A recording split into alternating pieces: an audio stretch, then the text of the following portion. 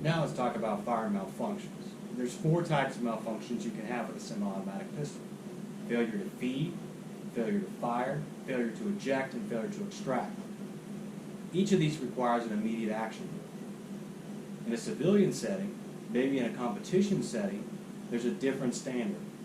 Generally speaking, if the gun doesn't go off when you press the trigger in regular shooting engagements, the doctrine is to hold the muzzle in a safe direction for about 30 seconds to a minute, depending upon where you're at, and wait to see if the gun goes off.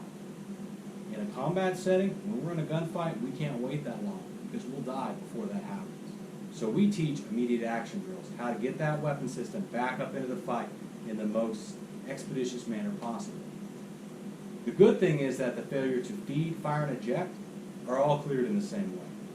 If I bring my weapon out on target, I press the trigger, and it fails to fire, I immediately take my finger off the trigger and I identify the problem. Everything looks fine, it just didn't go bang. I then tap to make sure the magazine's seated. And when I tap it, it's a hard tap. I'm not going to break this gun. If I break this gun by tapping the bottom of it, it never should have been in a gunfight anyway.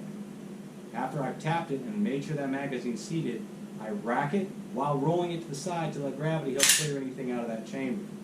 Once I've racked it and rolled it, I come back up on threat. If there's still a threat, I can engage again.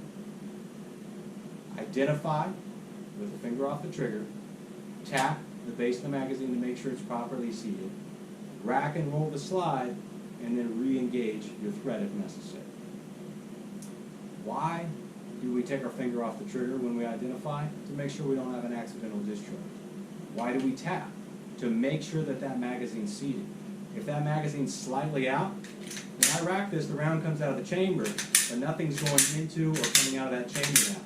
So I'm not going to have another round fed in. I have to make sure it's seated so that way it puts a new round in there. When I rack and roll, I'm trying to get whatever's in that chamber out and feed a new round in. Naturally, this happened in a gunfight, so I'm going back to check my threat to see if I still need to fire a round. In a real-life situation, it should go much faster.